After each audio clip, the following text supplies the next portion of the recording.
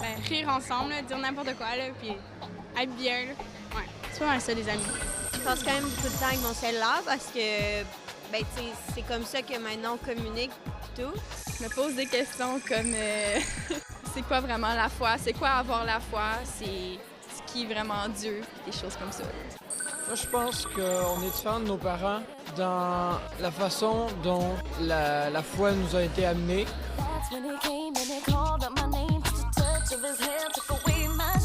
Si on cherche à définir cette génération-là, il faut effectivement éviter les pièges et peut-être penser davantage, ou en tout cas tout autant, cette génération-là comme étant en continuité qu'en rupture. Parce que souvent, on définit les générations comme étant vraiment différentes de celles qui précèdent. Mais en fait, une génération, ça se crée par des contextes sociaux, culturels, par la transmission. Il faut aussi voir en quoi ils sont héritiers de leurs propres parents. C'est une génération, quand on parle surtout de la génération Y ou Z, qui effectivement a connu les médias sociaux, le web, à peu près dès leur naissance. Et là, ça crée un contexte particulier. C'est-à-dire que ça crée un nouveau rapport au temps, ça crée un nouveau rapport à l'espace, de nouvelles manières d'être en relation. Ce n'est pas l'absence de relation, mais des nouvelles manières d'être en relation créées par ce médium-là qui est le web, qui sont les médias sociaux. Tu peux pas vraiment dire vraiment ce que tu penses sans te faire juger ou tu peux pas vraiment faire ce que tu veux sans te faire juger par les autres. C'est un rapport médiatisé au monde qui implique aussi que chacun construise sa place. C'est-à-dire qu'il y a une identité numérique qui se construit assez tôt et la particularité des jeunes qui sont nés avec, c'est qu'ils sont nés aussi avec cette construction médiatique d'eux-mêmes. Ils sont en représentation. Un profil sur un média social, c'est une représentation de soi. On joue avec les photos, on joue avec ce qu'on publicise ou pas. T'as tout le temps peur qu'il arrive quelque chose, de te faire descendre, avec les réseaux sociaux, de te faire envoyer des affaires méchantes. Là. Et donc, ça ne crée pas des êtres schizophréniques pour autant, mais c'est un récit sur soi-même. Et ça, c'est assez particulier.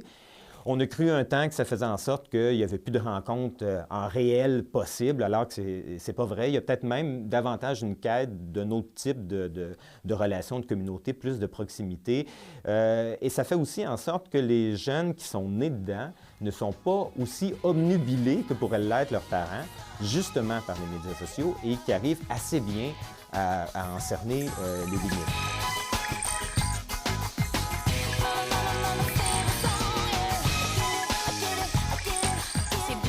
En relation avec les autres. C'est sûr que ça affecte un peu notre quotidien, là, de pas d'être tout le temps là-dessus puis tout le temps comme à l'affût des nouvelles. Mais je pense pas que ça m'empêche d'entrer en communication avec les autres. Je pense que c'est juste comme partie de ma vie, là, un peu. C'est des relations qui vont entretenir sans qu'il y ait nécessairement un territoire. Hein? C'est ce que provoque le web, mais c'est la modernité aussi, la délocalisation. Donc, on va être en relation beaucoup par affinité. On va trouver des groupes d'affinités plus ou moins grands, plus ou moins imposants, mais dans lesquels on va se reconnaître et avec lesquels on va pouvoir être en contact assez facilement, justement grâce aux technologies.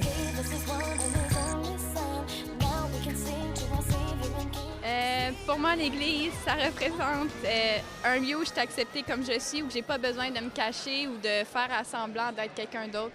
Parce que ça dérange pas ici, puis parce que tu te fais aimer même si tu es croyant, même si tu as toutes sortes de défauts.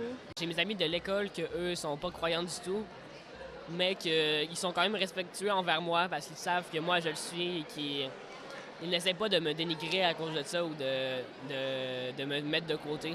Chose certaine, quel que soit le moyen, les quêtes demeurent somme toute assez les mêmes. C'est-à-dire comment trouver ma place dans la société, comment m'intégrer à un univers pour que j'ai à la fois une place puis que ma vie ait un sens, comment négocier avec l'héritage, avec ce qu'on me transmet, comment jouer aussi, c'est le propre de la jeunesse, un certain jeu politique d'opposition, ce qui n'est pas nécessairement du rejet, mais qui est une manière de se démarquer. Promenade sur la place de lutte. Dedans, dehors, c'est la même chose. La volonté souvent se bute.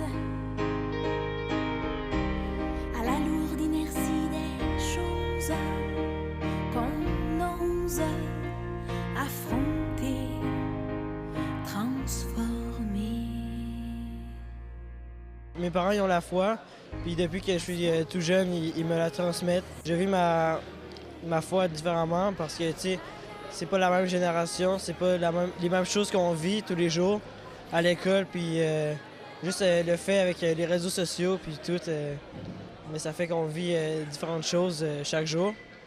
Moi, mes parents, ils n'ont pas grandi dans la foi. Mon père n'a pas grandi dans la foi, ma mère, oui, mais c'est un mode de vie différent. Ces temps-ci, j'ai bien de la misère, justement, avec l'autorité. Surtout, des fois, on a l'impression moi, je suis dans une famille chrétienne, mes parents sont chrétiens. Des fois, on a l'impression que c'est plus autoritaire, ils ont plus de règles et tout. Puis ces temps-ci, je suis un peu plus dans le combat avec ça. Je prends par exemple mes parents. Eux autres, Dieu est arrivé dans leur vie à un moment où ils en avaient besoin, puis que pour eux autres, ils s'identifient à ça. Mais moi, j'ai comme grandi là-dedans, que ça a toujours été ça qui m'est montré. Puis je me pose juste des questions, genre, c'est vraiment ça qui est à moi, ma voix. Puis là, je suis en questionnement ces temps-ci, puis justement avec l'autorité, que tout vient en temps. On pourrait partir du principe qu'on construit toujours le sens de son existence avec les matériaux qui sont disponibles dans la culture.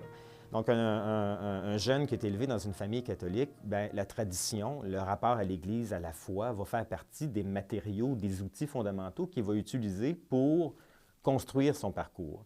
Un jeune qui n'a pas eu cette chance-là ou qui n'a pas connu cette transmission-là va le construire à partir de d'autres matériaux. Mais naturellement, le rapport à la foi ne sera pas le seul, parce que ce jeune-là, qui a été élevé peut-être dans une famille catholique pour qui c'est important, vit aussi en société.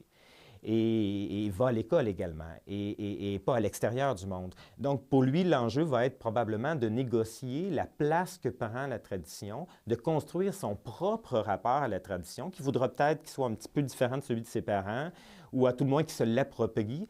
La communauté ou la hiérarchie ou le rapport à la tradition ne passe plus nécessairement par une seule voie. Il y a toutes sortes de chemins possibles pour s'y rendre. On peut effectivement suivre le pape sur Twitter, on peut faire partie d'une petite communauté qui a sa page Facebook, on peut se rencontrer en réel. Donc, c'est une Église qui va prendre des formes un peu plus variées, un peu plus souples, mais dont l'importance demeure parce qu'on ne croit jamais seul. Et ces jeunes-là aussi ont besoin de croire avec d'autres, de croire aussi souvent avec d'autres jeunes, dans la mesure où il y a là encore une question d'affinité, de reconnaissance, de se sentir faire partie d'un groupe qui crée de l'identité dans une société où l'affirmation de la foi n'est pas nécessairement simple.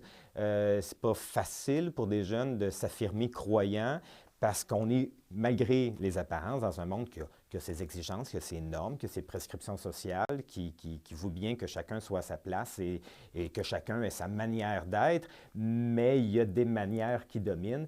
Puis l'expression de la foi, actuellement, ce n'est pas nécessairement ce qui est le plus cool ou le plus recherché dans l'ensemble de la population. Avoir la foi, c'est juste quelque chose qui n'est plus vraiment commun dans notre génération. C'est comme vu comme... t'es vu comme un outsider.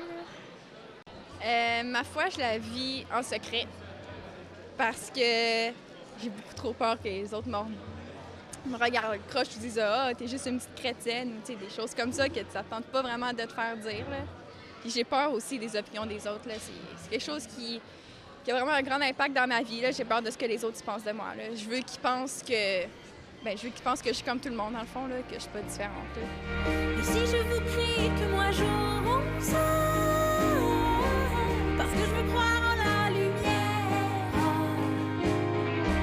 Dans une société où l'expression de la foi est plutôt difficile ou à tout le moins assez peu courante, les JMJ, c'est tout l'inverse. Hein? C'est un grand nombre de personnes qui soudainement envahissent un espace, une ville.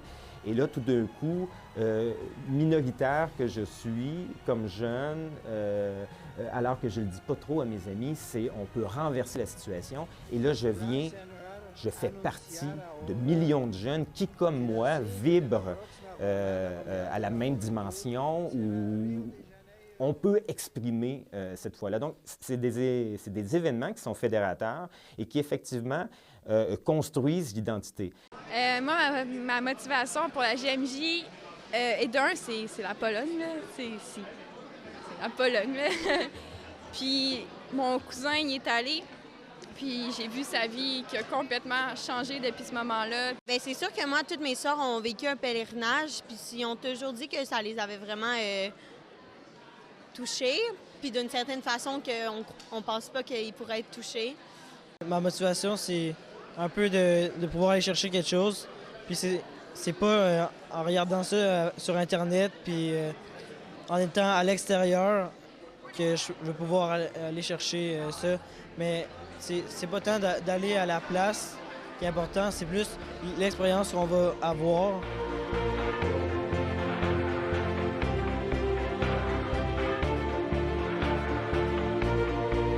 On va être dans des relations qui permettent de vivre des expériences, qui permettent de... C'est encore cette idée-là de progrès et de cheminement qui vont nous apporter quelque chose sur le plan personnel parce que l'individu est au centre. Ça ne fait pas pour autant des gens nécessairement égocentriques, mais c'est la prescription qu'on a tous de se réaliser, que notre vie soit un parcours sensé dans lequel on progresse. Les jeunes, naturellement, comme les autres générations, font partie de cet univers-là. Je dirais que c'est sûr que j'aimerais ça continuer à cheminer, mais je vois que c'est quand même plus difficile qu'on peut penser, là. C'est quand même un combat là, avec le monde autour, puis le monde qui croit pas. Mais ouais, j'aimerais ça continuer à cheminer.